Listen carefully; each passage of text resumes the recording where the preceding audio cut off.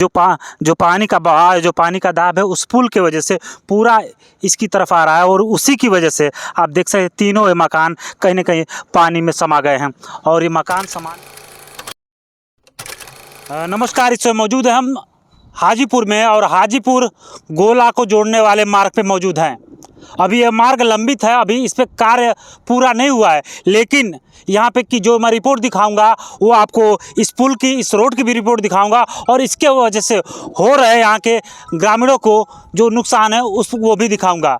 क्या है पूरा मामला, मैं पूरा आपको बताता हूँ। देखिए, सबसे पहले मैं आपको दिखाना चाहूँगा कि इस पुल पे, इस मार्ग के थ्रू जो पुल बन रहा है उसके वजह से जो नदी का बहाव है वो सीधे घर की तरफ जा रहा है और घर की तरफ जाने की वजह से आप देख सकते हैं जो 3 मकान बिल्कुल पुल के सटे हुए थे, जहाँ पे नदी के बहाव से वो तीनों मकान आज धंस चुके हैं और उनके कहीं ना कहीं जो उस मकान के मालिक हैं, जो उस मकान के रहने वाले लोग हैं, वो पूरी तरीके से पीड़ित हैं।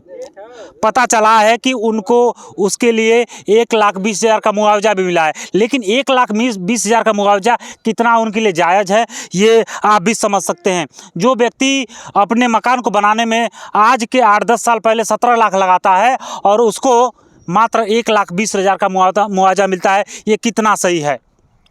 यहाँ पे ये भी काम किया जा सकता था कि मैं बोलूँगा कैमरा पर्सन को कि वहाँ पे लोगों के अनुसार, जैसे यहाँ के लोगों से हमने बात किया, वो कह रहे थे कि पुल के बगल में अगर वो बोल्डर गिरा दिया जाता तो शायद वो कटान नहीं होता, और कटान नहीं होता तो ऐसे लोग की जो कहीं ना कहीं आज नुकसान हो रहा है होता नहीं है। और उसके वजह से कहने का में ये आ रहा है कि ये पुल अगर बना है, अगर ऐसा रहेगा तो आने वाले समय में और सारे घर उजड़ेंगे। आइए, मेरे साथ एक व्यक्ति हैं जो जिनका कहीं ना कहीं नुकसान हुआ है, उनसे बात करते हैं कि उनका क्या कहना है इस पुल कर लेकर और जो उनका नुकसान हुआ उसको लेकर। क्या नाम है आपका? शंभुनाथ यादव।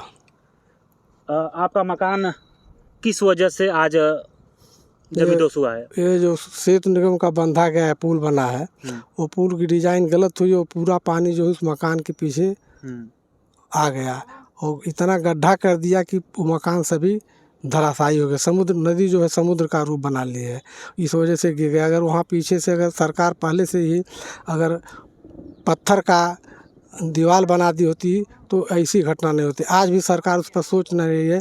5-6 हज़ार की आबादी है पूरे गांव की, और पूरी आबादी जो अगर इसी साल अगर 10 दिन 5 दिन पूरा पानी आ गया तो पूरी आबादी कट करके समुद्र में चली जाएगी। किस जगह की घटना है? पूरा अपना नाम, पता, एड्रेस पूरा बता दें। यह हाजीपुर बाज़ार है और गांव है। ये पूरी जिला आजमगढ़, ब्लॉक हरैया, तहसील सगड़ी है।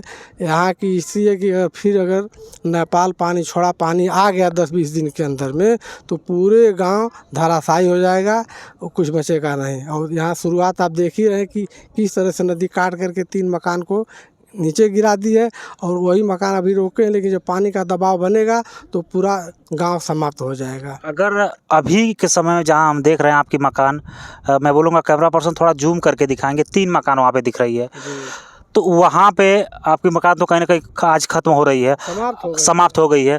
वहाँ पे अगर आज के समय में अगर बुलडोजर गिरा दिया जाए तो आप लोग की ज़मीन बच जाएगी?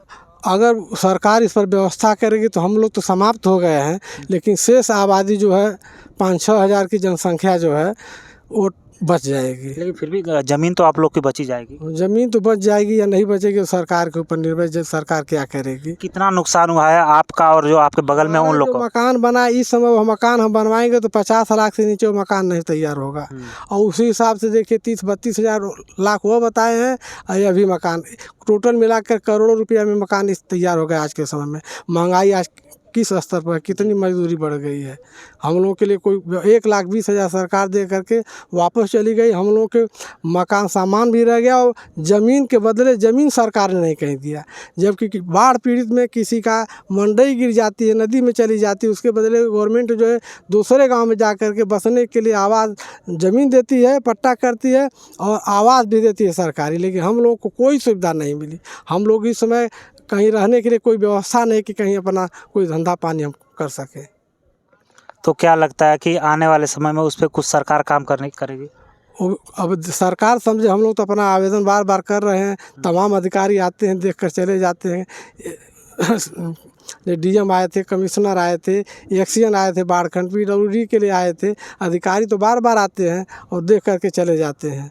और उनका क्या प्रोग्राम है, उनकी क्या प्रोजेक्ट है, वो समझेंगे कि हम क्या जानते हैं। हम तो अपनी बात पुल कब से लंबित पड़ा है? ये पुल तो लंबित पड़ा हुआ है 2012, 17 के बाद शुरू हुआ। 17-18 से सेतु निगम का पुल बन रहा है और करीब 3-4 साल पहले से बन रहा है।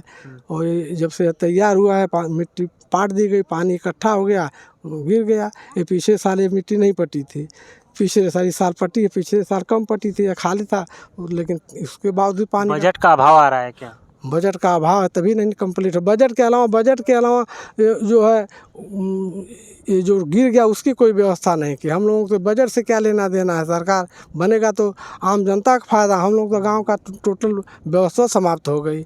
आप ही देख लिए म्यूजियम के मौके पर रहने लायक नहीं है, न ज़मीन है, न मकान है, न दुकान का सामान उसी में चला गया है। वो आदमी क्या कर सकता है, कैसे रह सकता है? उसकी सरकार ने क्या व्यवस्था की? 1,20,000 सरकार दे करके फिर कभी कोई नाम नहीं लिया कि क्या होगा जी।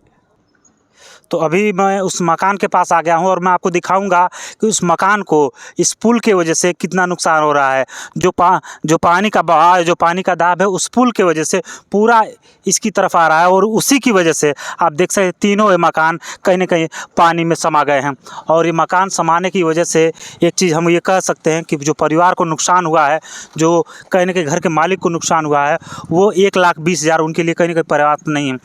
हम उम्मीद करते हैं कि आप लोग इस वीडियो को अधिक से अधिक शेयर करेंगे और इन परिवार वालों को कहीं ना कहीं इससे कुछ लाभ होगा। और जो कहीं ना कहीं मुआवजा की बात होती है, जो सरकार लगातार बाढ़ पीड़ितों को मुआवजा देती है, वो इनको भी अच्छी खासी मदद करेगी ताकि ये आने वाले समय में अपने घर का निर्माण कर सके और अपने परिवार की तरक्की में काम कर सके। आप देखते रहिए दोहरी टाइम्स TV। मैं हूँ आपके साथ अजय और कैमरे के पीछे इस समय विजेंद्र।